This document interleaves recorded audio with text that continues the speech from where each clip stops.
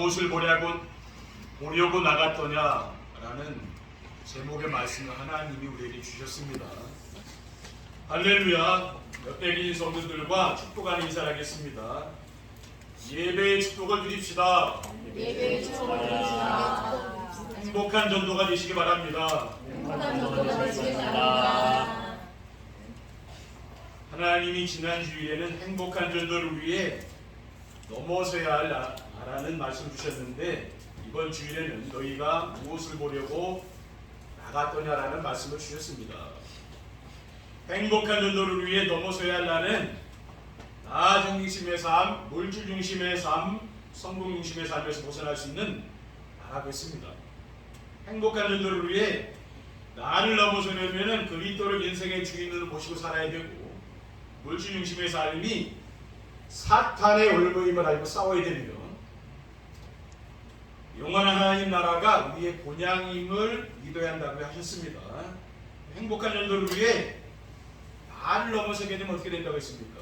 항상 기쁘게 살 수 있고 쉬지 않고 기도가 되며 범사에 감사하며 살 수 있으며 모든 사람에게 필요한 사람이 된다고 했습니다. 오늘 본문에는 세례 요한이 감옥에 갇혔는데요, 감옥에 갇힌 세례 요한이 예수님께서 그리스도인지, 그리스도라고 사람들한테 얘기를 했는데 그냥 확신이 긴가민가 한 거예요. 그러니까 흔들리는 거예요. 세례 요한도 진짜 예수님이 그리스도일까 하고 흔들린 겁니다. 그래서 제자들에게 가서 당신이 진짜 그리스도냐고 물어보라고 한 게 바로 오늘 본문의 내용이에요. 그래서 예수님께서 오늘 그 제자들에게 대답을 하신 것입니다. 또 오늘 말씀 안에서 이 본문은 뭐냐면은 우리가 교회를 우리가 왜 나오는 이유, 거기에 대해서 우리가 확인해보는 귀한 시간 되시기를 주님의 이름으로 축원드립니다. 첫째로 바람에 흔들리는 갈대냐라고 이야기를 했어요. 예수님께서 바람에 흔들리는 갈대 뭡니까? 복잡한 세상을 떠나서 시원한 바람을 쐬며 조용히 쉬고 싶은 마음으로 교회에 나오시는 분들도 계시잖아요. 그렇죠? 그래서 교회는 삶이 힘들고 지쳐있는 사람도 있습니다. 그런 분들도 계시잖아요. 그런 사람에게는 교회는 답답하지 않고 시원해야 되는 거죠. 그리고 교회는 시끄러우면 안 되고 조용해야 됩니다. 왜? 난 또 쉴 수 있는 공간을 찾아 나온 거잖아요. 그리고 교회는 복잡하지 않고 단순해야 됩니다. 사람들, 세상 사람 복잡한 게 싫어하잖아요. 그리고 교회는 영적 문제를 가진 사람들이 모이는 곳입니다. 그 영적 문제가 무엇입니까? 영적 문제는 하나님을 마음에 모시고 살아야 될 인간이 하나님 마음에 모시지 않는 걸 말해요. 자기 마음대로 사는 것. 그게 바로 영적인 문제라고 합니다. 로마서 1장 28절에 31절에 또한 그들이 마음에 하나님 두기를 싫어하며 하나님께서 그들을 그 상실한 마음대로 내버려 두사 합당하지 못한 일을 하게 하셨으니 곧 모든 불의, 추악, 탐욕, 악의가 가득한 자요, 시기, 살인, 분쟁, 사기, 악독이 가득한 자요, 수근수근하여 하는 자요, 비방하는 자요, 하나님께서 미워하시는 자요, 능욕하는 자요, 교만한 자요, 또 자랑하는 자요, 악을 도모하는 자요, 부모를 거역하는 자요, 우매한 자요, 배약하는 자요, 무정한 자요, 무자비한 자라. 이게 뭡니까? 하나님을 떠나는 세상 사람들이 이렇게 살고 있다는 거예요. 그게 바로 영적 문제. 우리가 살고 있는 이 세상에는 엄청난 영적 문제들이 많은. 그게 누가 만드는 겁니까? 사람들 속에서 그게 나오는 영적 문제예요. 성공한 엘리트들, 그 사람들이 지금 사회 문제는 다 만들고 있는 거 아닙니까? 그렇죠? 사회가 얼마나 복잡하고 지금 어지러운 왜 그래요? 그 엘리트들이 지금 문제를 터뜨리고 있잖아요. 교회는 절이나 성당처럼 몸과 마음을 수양하려고 모이는 것이 아닙니다. 교회는 뭡니까? 상처받은 사람들이 모이는 거죠. 상처가 많은 사람들이 교회 온다니까요. 그리고 교회 안에는 갈등하고 배려할 줄 모르고 자기 주장하는 사람들 있습니다. 이런 사람들도 교회 안에 있는 거죠. 셋째, 교회를 나와서 나보다 나은 사람을 찾기 어렵습니다. 또 나은 사람을 찾아보려고 하자면 그런데 보면은 비슷비슷하지 나보다 나은 사람이 없잖아요. 그렇죠? 실망하고 또 교회를 떠나는 사람이 있다니까요. 예수님께서 건강한 자에게는 의사가 쓸데없다고 하셨습니다. 마태복음 9장 12절 2절에 예수께서 들으시고 이루시되 건강한 자들에게는 의사가 쓸데없고 병든 자에게는 쓸데있느니라. 너희는 가서 내가 긍휼을 원하고 제사를 원하지 아니하노라 하신 뜻이 무엇인지 배우라. 나는 의인을 부르러 온 것이 아니요 죄인을 부르러 왔노라 하겠습니다. 그리고 수고하고 무거운 짐진 자들 다 내게로 오라 하셨어요. 주님께서 마태복음 11장 28절 30절에 수고하고 무거운 짐진 자들아 다 내게로 오라 내가 너희를 쉬게 하리라. 나는 마음이 온유하고 겸손하니 나의 멍에를 메고 내게로 오라. 그리하면 너희 마음이 쉼을 얻으리니 이는 내 멍에는 쉽고 내 짐은 가벼움이라. 수고하고 무거운 짐진 사람들이 교회에 나오는 거죠. 그렇죠? 그리고 예수 그리스도를 만나게 되면은 인생의 모든 문제가 해결됩니다. 인생의 모든 문제는 어디서 왔습니까? 창조주 하나님을 떠나서 온 거예요. 세상 것 때문에 온 게 아니고 창조주 하나님 계시는데 그 하나님 믿지 않으니까 온 게 바로 인생 문제입니다. 그리고 하나님 만나야만 인생의 문제가 해결되는 줄 믿습니다. 그래서 하나님은 하나님 만나는 길을 열어주셨는데 그 길이 뭡니까? 바로 예수 그리스도인 줄 믿습니다. 요한복음 14장 6절에 내가 곧 길이요 진리요 생명이니 나로 말미암지 않고는 아버지께 올 자가 없느니라. 예수 그리스도를 내가 믿고 영접해야 인생 문제가 끝나는 거죠. 그리고 두 번째, 부드러운 옷을 입은 사람이냐 하겠습니다. 예수님께서요. 부드러운 옷을 입은 사람은 뭐냐면요, 나보다 나은 사람들을 만나 좋은 말씀도 듣고 인생도 배우며 시간을 가치 있게 보내는 거예요. 이렇게 해서 교회에 나오시는 분들 계시잖아요. 그렇죠? 부드러운 옷을 입은 사람들을 보려는 사람입니다. 부드러운 옷을 입은 사람들은 어떤 사람이냐면은 삶에 여유가 있는 사람들이 있잖아요. 그렇죠? 그런 사람이 부드러운 옷을 입은 사람이에요. 그리고 부드러운 옷을 입은 사람은 예수님께서 왕국에 있다 했잖아요. 좋은 옷을 입은 사람. 그러니까 부드러운 옷을 입은 사람들은 사회적으로도 성공한 사람이에요. 부드러운 옷을 입은 사람들은 경제적으로도 부유한 사람들, 그런 사람들을 말합니다. 그러니까 교회 안에는 믿음이 좋고 성공한 사람은 많지가 않습니다.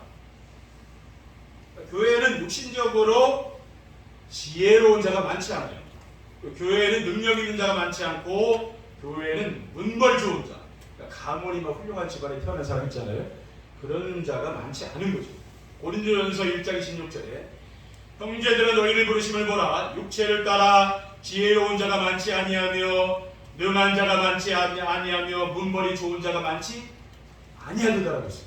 27절 29절에 그러나 하나님께서 세상의 미련한 것들을 택하사 지혜 있는 자들을 부끄럽게 하려 하시고 세상의 약한 것들을 택하사 강한 것들을 부끄럽게 하려 하시며 하나님께서 세상의 천한 것들과 멸시받는 것들과 있는 것들을 택하사 있는 것들을 피하려 하시나니 이는 아무 육체도 하나님 앞에서 자랑하지 못하게 하려 하심이라 라고 했습니다. 그리고 교회 안에서 모든 것이 갖춰진 사람은 찾기가 어려워요. 세상에 나가면 갖춰진 사람들도 많이 있잖아요. 근데 교회 안에는 그런 분들이 많이 없다는 거죠. 왜냐하면은 의인 없나니 하나도 없다고 하셨기 때문입니다. 로마서 3장 10절 12절에 기록된 바 의인은 없나니 하나도 없으며 깨닫는 자도 없고 하나님을 찾는 자도 없고 다 치우쳐 함께 무익하게 되고 선을 행하는 자는 없나니 하나도 없다고 말씀하셨습니다. 그리고 모든 사람이 죄를 범하였음에 하나님의 영광을 이루지 못했다고 했어요. 로마 3장 23절에. 그리고 지혜 있는 자가 어디 있느냐? 선비가 어디 있느냐고 했어요. 로마서 1장 20절 21절에 지혜 있는 자가 어디 있느냐, 선비가 어디 있느냐, 이 세대의 변론가가 어디 있느냐. 지식이 많고 막 학문이 많고 또 변론가, 그렇죠? 이런 뛰어난 사람들, 그런 사람이 어디 있느냐 그랬어. 하나님께서 이 세상의 지혜를 미련하게 하신 것이 아니냐. 하나님의 지혜 있어서는 이 세상이 자기 지혜로 하나님을 알지 못함으로 하나님께서 전도에 미련한 것으로 믿는 자들을 권하시기를 기뻐하셨다라고 했습니다. 그리고 세 번째, 선지자를 보기 위함이었더냐라고 했어요. 이 세례 요한 같은 사람은 선지자죠, 그렇죠? 하나님의 말씀을 드리려고 나온 사람들이 있는데 그러한 사람들이 바로 선지자를 보기 위해 나간 사람들입니다. 그러면은 교회는 어떤 곳이냐? 네. 우리가 선지자를 보기 위해서 나오는 곳이 바로 교회 아니겠습니까? 아버지께서는 자기에게 이렇게 예배하는 자들을 찾으십니다. 요한복음 4장 13절에 아버지께 참되게 예배하는 자들은 영과 진리로 예배할 때가 오나니 곧 있더라. 아버지께는 자기에게 이렇게 예배하는 자들을 찾으시는다고 있어요. 그리고 예배는 하나님을 가장 기쁘시게 해드리는 일입니다. 로마서 12장 1절에 그러므로 형제들아 내가 하나님의 자비하심으로 너희를 권하노니 너희 몸을 하나님께서 기뻐하시는 거룩한 산제물로 드리라. 이는 너희가 드릴 영적인 예배니라 라고 했어요. 하나님 뭡니까? 우리의 몸을 하나님께 드리는 예배를 기뻐하시는 거죠. 그리고 예배는 우리의 마음과 정성을 다하여 드리는 것입니다. 왜 그렇습니까? 예수님께서 마가복음 12장 30절에 내 마음을 다하고 목숨을 다하고 뜻을 다하고 힘을 다하여 주 너희 하나님을 사랑하라 하신 것이지. 우리가 이렇게 무더운 날씨는 집에서 좀 쉬고 시원할 때 우리가 봄 가을에 예배드리면 좋잖아요. 그러니까 추운 겨울에 예배드리고 무더울 때도 예배드리고 성도님들이 힘들 거 아니에요, 그렇죠? 근데 뭐라 그랬냐? 마음을 다하고 목숨을 다하고 뜻을 다해서 힘을 다해서 주 너희 하나님을 사랑하라 그랬죠. 그렇죠? 네. 우리가 하나님께 그러지 무더울 위에도 예배를 나오는 거예요. 더워서 못 나오는 분도 계실 거 아니에요, 그렇죠? 성도들 가운데. 둘째, 예배의 목적은 하나님께 영광과 찬송을 드리고 말씀을 받기 위함입니다. 고린도전서 10장 31절에 그러더니 너희가 먹든지 마시든지 무엇을 하든지 다 하나님의 영광을 하라고 했어요. 그리고 하나님의 영광을 위하여 우리를 하나님의 형상으로 지으셨습니다. 창세기 1장 26절에 하나님이 이르시되 우리 형상을 따라 우리의 모양대로 우리가 사람을 만들고 그들로 바다의 물고기와 하늘의 새와 가축과 온 땅과 땅에 기는 모든 생물을 다스리게 하자라고 했습니다. 그리고 하나님을 찬송하게 하시려고 하나님의 자녀를 부르셨습니다. 골로새서 3장 16절 17절에 그리스도의 말씀이 너희 속에 풍성이고 하여 모든 지혜로 피차 가르치며 권면하고 시와 찬송과 신령한 노래를 부르며 감사하는 마음으로 하나님을 찬양하고 또 무엇을 하든지 말에나 일에나 다 주 예수 이름으로 하고 그를 힘입어 하나님 아버지께 감사라고 했습니다. 우리가 그래서 하나님께 우리가 찬양하는 거 아닙니까, 그렇죠?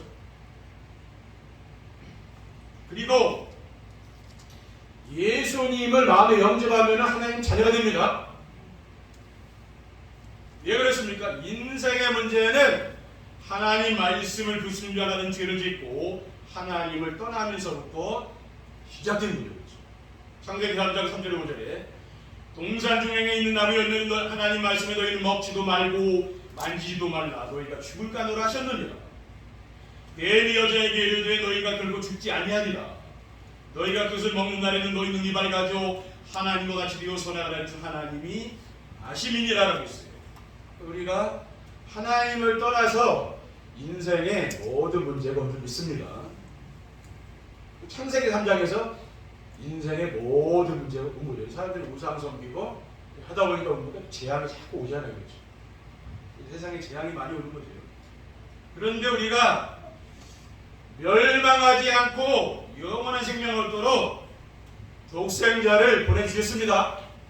요한복음 5장 24절에 내가 진실로 너희에게 이르노니 내 말을 듣고 또 나 보내신 이를 믿는 자는 영생을 얻고 심판에 이르지 아니하나니 사망의 생명으로 옮겨내리라고 했습니다. 그리고 예수님은 십자가에 죽으시고 3일 만에 부활하셨습니다.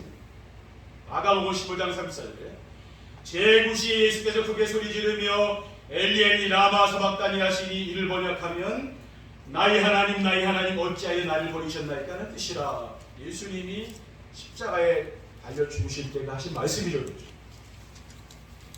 마태복음 28장 5절에 6절에 보면은 천사가 여자들에게 말하기를 너희는 무서워하지 말라. 십자가에 못 박힌 예수를 너희가 찾는 줄 내가 아노라. 그가 여기 계시지 않고 그가 말씀하시던 대로 살아나셨느니라. 와서 그가 누우셨던 곳을 보라고 했습니다. 천사가 뭡니까? 그 여자들에게 가보니까 그 무덤에 예수님이 없지 않아요. 그렇죠? 빈 무덤이요. 예수님 뭡니까? 부활하신 거 아닙니까? 그렇죠? 우리를 구원하시기 위해서 그분은 십자가에 달려 죽으시고 부활하셨습니다.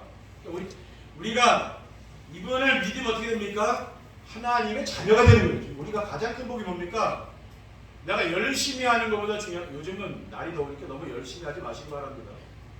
병 날 수 있어요. 그렇죠? 날이 시원할 때 괜찮아요. 이런 날 너무 여러분이 무리하면 더위 먹습니다. 그러니까 날씨에 따라 사람은 자기 스케줄을 조정을 해야죠. 그렇죠? 무리하면 병 올 수도 있잖아요.